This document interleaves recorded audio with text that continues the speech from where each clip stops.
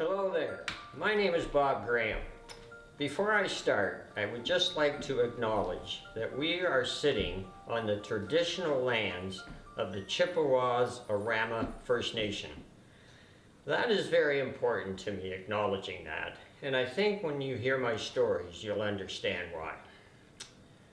My stories are about a man that I met when I was a very young boy, around the age of 7 or 8.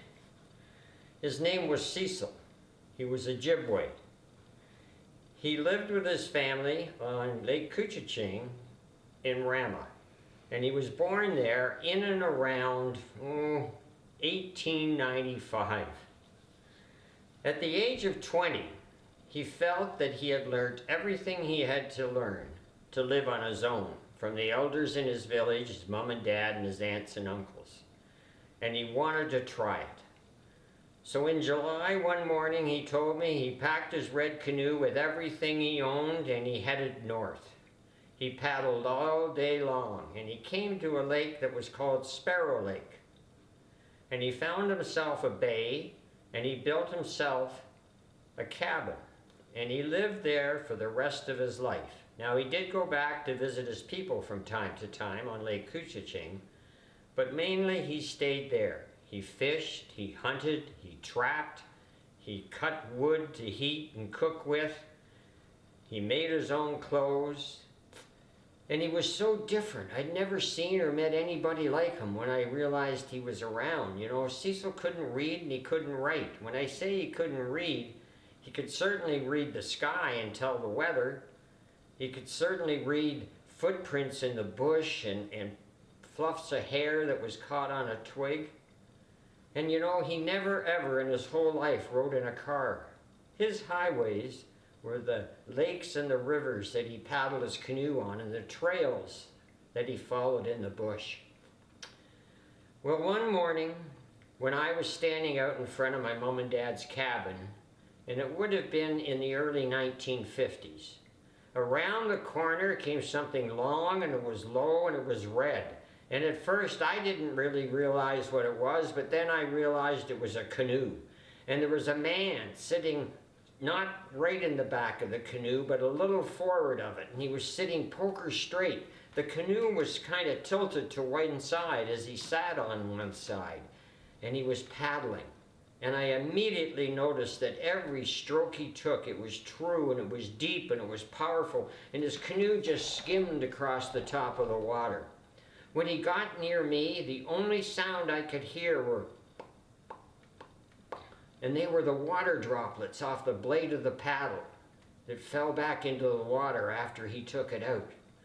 Well, he paddled up almost to where I was, but he was out in the lake a little bit, and he put his paddle across the gunwales of the canoe, and he stopped, and he smiled, and he nodded.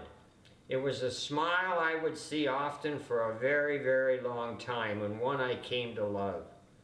And then he started to paddle again, and again every stroke was true, deep, and powerful, and that canoe just took off across the top of the water. I wondered where he was going and what he'd be doing when he got there. And then I ran to find my mom and dad. I had a million questions, and when I calmed down, my dad said, "You just saw Cecil. Cecil's our friend." And my mom said to me, "Yeah, and he's coming to our place in 14 days, or 14 sleeps was the way I kept track of time back then, to have dinner." I did not think that day would ever come, but finally it did. And I waited out on the shore, and I waited and I waited, and then all of a sudden around the corner came that long, low, red canoe. And there was Cecil, sitting poker straight and paddling. And again, every stroke was true, and it was deep, and it was powerful. And when he got close, the only thing I could hear were the water droplets off the end of that paddle blade going. He pulled in near where I was standing, and he pulled his canoe safely up on shore, and we went in and we sat down and had dinner. I could hardly eat. I hung on his every word. He talked to Mom and Dad about his fishing and his hunting and his trapping, and he'd already cut his wood for the next winter, and Mom and Dad told him about what they'd been doing since they'd last met. And then after dinner, he turned to Mom and he says, "May I have a second cup of tea?" And then he turned to me and he said, "Bobby, why don't you and I go out and have our own visit?" I couldn't believe it. He knew my name and he wanted just to talk to me. We went outside and we sat on a rock right in front of the lake. And he asked me about school, and he asked me about my hobbies, and he asked me about my friends. And after a while, I felt comfortable enough that I asked him a question. And I said, "Cecil, when people like my mom and dad at the end of the summer go home, you don't have any friends." He said, "I have lots of friends." I said, "Who?" And he said, "The animals." I said, "The animals?"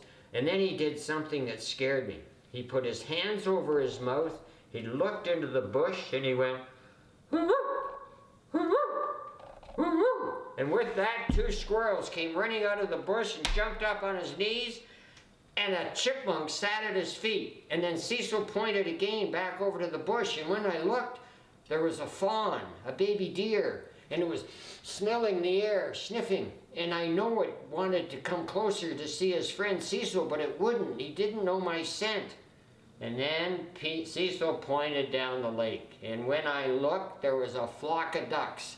They were coming fast and they were coming hard, about this high off the water. And they were in a perfect V as they came towards me, and their eyes were bulging out of their heads and their feathers were flying. They were going so fast. And when they went by, Cecil stood up and he went, "Oh, oh, oh." Well, those ducks circled, they landed right in front of us. It was the most exciting thing I'd ever seen. I said, "Cecil, of all your animal friends, do you have a favorite?" Well, he smiled that smile of his and he said to me, "I sure do." I said, "Which one?" And he looked at me and he said, "Bobby, it's the beaver."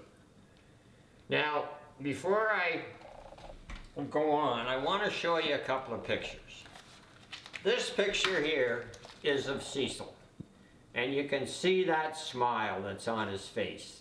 Isn't that something? Boy, he was a good guy. And this other picture I'm going to show you is one that my dad took. My dad was out one day in the very late fall, just before, well, it was probably the middle of November, and he ran into Cecil, and Cecil had just trapped that beaver. The coat that he's wearing is 100% beaver.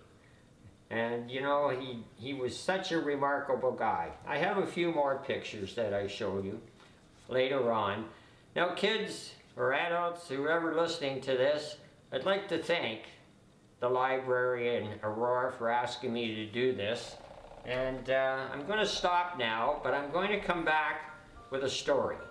And the story is about a silvery white beaver, Cecil's favorite animal. Thanks for listening.